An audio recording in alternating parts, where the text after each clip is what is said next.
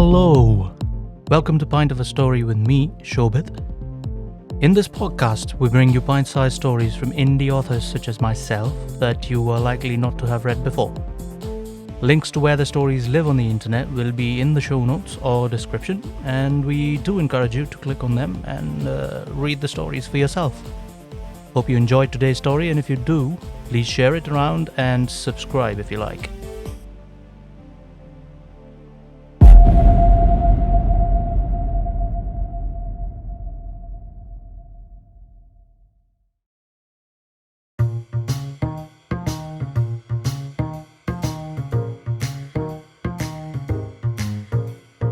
Tales of grandeur, immoral and pure, greed and secrets, passion and glory. The pulse is rising, the plot's surprising, you captivated, that's the point of the story.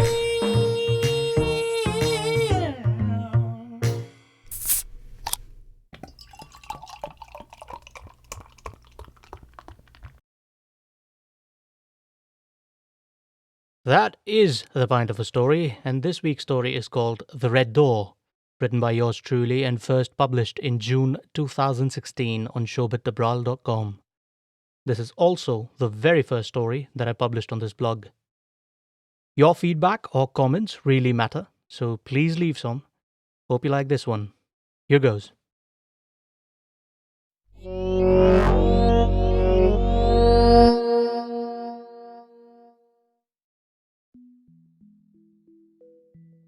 As he walked down the stairs and light started dwindling around him, he remembered the last time he'd been down this path. 18 years it had been. He was just a little boy then, lost in the house playing hide and seek with his cousins. They didn't visit the house in the country as often as he would have liked, but he cherished every moment he spent there. The house was massive, and the estate was warm and inviting, unlike the city. The city felt like it accommodated them because it had to. The estate in the country gave the feeling of being wanted. He was trying to find a place to hide, so none of his elder siblings or cousins would find him. He hadn't been near the back end of the house before. That's where the barn was. Their parents told them to stay away from the animals. He had always wanted to be there, to play with the animals and the farmhands. He figured the best place to hide would be there, so no one would imagine he'd go where he wasn't supposed to. Inside the back wall, he went further into the shadow, making sure a passing glance wouldn't reveal him. It was there he saw the stairs for the first time ever. He wanted to stay, but his feet took him down to where they ended. He saw the red door at the bottom of the stairs was locked. This is it, he thought to himself. The perfect place to hide. He went in and closed the door behind him. He could barely see anything as he tried to feel his way around until, slowly, he could make out the outlines of what lay in the room. It was unused furniture mostly, but the room seemed to hide something. The darkness in the room began to gather, he thought. A little scared, he snuggled into a corner as the gathering darkness began to take the shape of a beast. "Who are you?" he asked the beast. "What do you want?" "I am the truth," the beast replied in a husky baritone. "The truth?" asked the boy, surprised. "They said you were supposed to look beautiful, that you brought light and brightness to the world." "They said that, did they?" asked the beast as he took a seat facing the boy. He looked ferocious, but the boy wasn't scared somehow. "What else did they tell you?" "They said you were the one thing that led to happiness, and staying away from you would only bring misery. You don't look to me like you could bring me happiness." The beast sighed. "Did you ever wonder where I was, this joyful thing that would bring you happiness?" The boy shook his head. "Wonder," continued the beast. "You must wonder, boy. Don't believe everything they tell you. They said I bring happiness and that you should embrace me, yet here I am, hidden away from everyone. I didn't choose this. They chose it for me." The boy didn't know what to make of the beast yet. He just looked at him. "I can be beautiful and bring light and give you joy," said the beast. "But you need to liberate me for that. Hidden, I turn into this. I won't be here forever, son. I can never be here forever. But now that they turned me into this, when I get out, I will devour whoever it was I was supposed to bring joy to.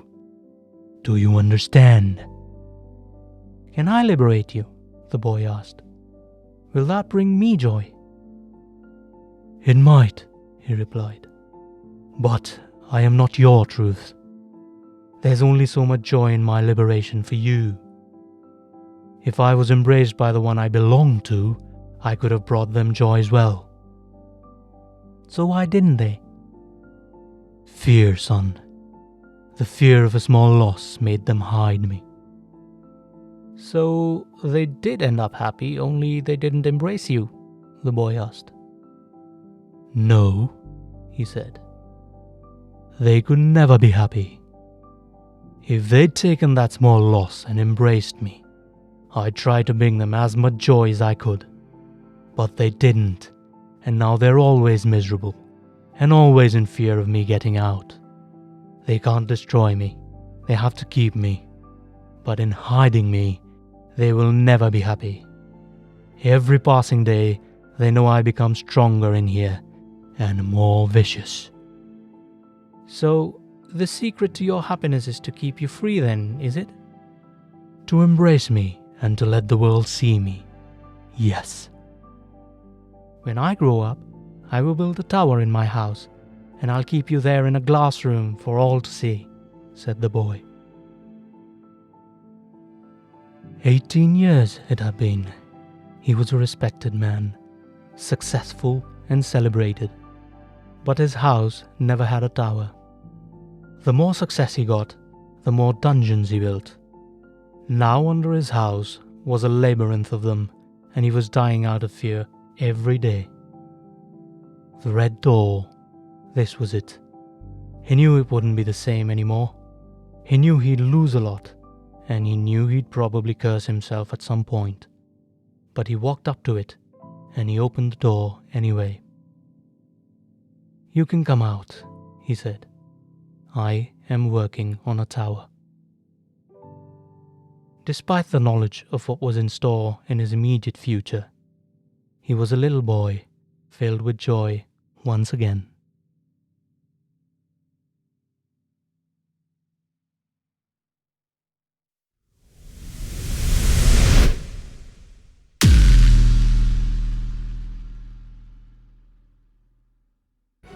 So, we hope you liked that story enough to tempt you to subscribe. We encourage you to share it with anyone else you can think of that would like to hear our stories as well. But do not forget, it is the writers that make the stories, so please read them for yourself by clicking the link in the description. That'll mean the world to us. Thank you for your time, and we hope to see you with our next. In the meantime, remember, if you can't find what you're looking for, create it.